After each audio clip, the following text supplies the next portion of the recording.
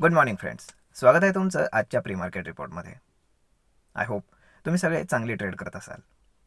तर मग मित्रांनो, सुरू करूयात ग्लोबल मार्केट्सपासून. मित्रांनो, सध्या नॅसडॅक म्हणजेच आपले US मार्केट जे आहे तर ते थोडं कन्सॉलिडेट करते, स्ट्रगल करते वरती जाण्यासाठी. याचं कारण मेजरली असं आहे, जसं 2 दिवसापूर्वी मी तुम्हाला सांगितलं होतं की ॲपलला एका कंपनीनं म्हणजेच एक रेटिंग एजन्सी आहे त्यांनी डाऊनग्रेड केलं होतं आणि त्यामुळे ॲपलचा स्टॉक जवळजवळ 5% पडलेला आहे गेले 3-4 ट्रेडिंग सेशन्समध्ये.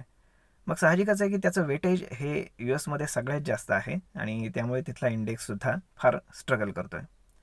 परंतु एक इनसाईड इन्फॉर्मेशन अशी आहे की ॲपल लवकरच येत्या काही दिवसांमध्ये म्हणा किंवा काही आठवड्यांमध्ये एक आर्टिफिशियल इंटेलिजन्सशी रिलेटेड प्रॉडक्ट की जे बऱ्यापैकी डिफरंट असणार आहे आणि ज्याचं मार्केटमध्ये म्हणजेच आपण काय म्हणतो की ते इंट्रोडक्शन करणार आहेत.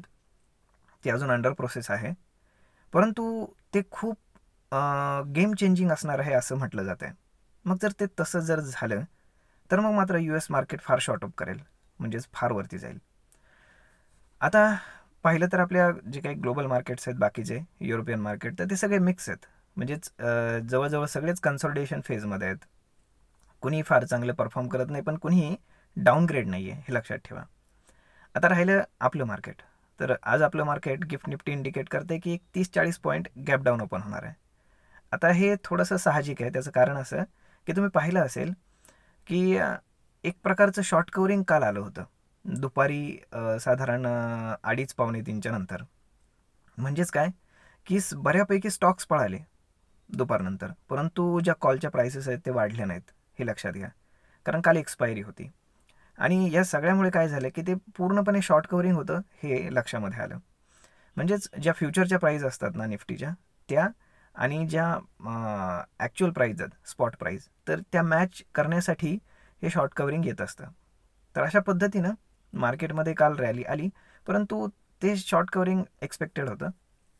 आता 30-40 पॉईंट गॅप डाऊन ओपन आहे म्हणजे काय की मार्केट अराउंड सपोर्ट घेऊन पुन्हा वरती जाईल. आणि आता अजून तरी साधारण मी आता रेकॉर्ड करतो तर अजून 1 तास आहे मार्केटला ओपन व्हायला.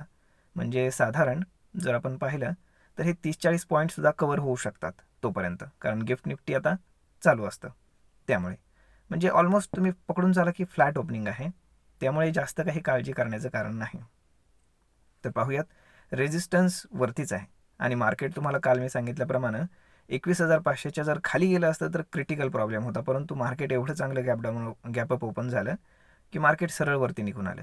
त्यामुळे बॉटम आउट मार्केट झाले असं म्हणायला हरकत नाही. आणि बाकीचं जर आपण पाहिलं बँक निफ्टी वगैरे, तर सगळे चांगल्यापैकी परफॉर्मन्स देत आहेत. काल निफ्टीची एक्सपायरी असल्यामुळे त्यामध्ये फार काही हालचाल झाली नाही, ते बऱ्यापैकी साईडवेज राहिलं गॅपअप ओपन झाल्यामुळे. आणि मग नंतर शॉर्ट कवरिंग घेऊन बंद झालं मार्केट. तर मग सगळ्यात महत्त्वाची गोष्ट म्हणजे मित्रांनो, पुढच्या गुरुवारी आफ्टर मार्केटमध्ये TCS आणि इन्फोसिसचे रिझल्ट येत आहेत. कारण आपल्याकडे सध्या जर तुम्ही पाहिलं तर IT स्टॉक फार स्ट्रगल करत आहेत. मार्केट चांगलं चालले तरी IT स्टॉक परफॉर्मन्स देत नाही आहेत, ही सगळ्यात महत्त्वाची गोष्ट आहे. मग आता हे IT स्टॉक्स कधी परफॉर्म देऊ शकतात आणि इंडेक्सला म्हणजेच आपल्या निफ्टीला ते कधी बूम करू शकतात, तर ते येत्या पुढच्या शुक्रवारपासून. कारण गुरुवारी आफ्टर मार्केट रिझल्ट्स येतील आणि जर रिझल्ट एक्सपेक्टेशनपेक्षा जर चांगले आले तर सगळे IT स्टॉक पळायला सुरुवात करतील तिथून पुढे. तर मग अशा पद्धतीनं आता मार्केट राहणार आहे. बघूयात, मार्केट चांगलं तर आहे आणि कन्सॉलिडेशन फेजमध्ये आहे आणि यानंतर थोडं कन्सॉलिडेशन केल्यानंतर मार्केटने जर शूटअप केलं तर मार्केट चांगल्या पद्धतीने वर जाईल. आय होप तुम्हाला ही माहिती ट्रेडिंगसाठी नक्कीच उपयोगी पडत असेल. तर तसं तुम्ही आम्हाला कमेंट करून सांगायला अजिबात विसरू नका. आणि अजून कोणकोणत्या गोष्टींवरती तुम्हाला माहिती ऐकायला आवडेल किंवा मग जाणून घ्यायला आवडेल, हे सगळं तुम्ही आम्हाला सांगत जा. आपण त्यावरती नक्कीच व्हिडिओ आणण्याचा प्रयत्न करूयात.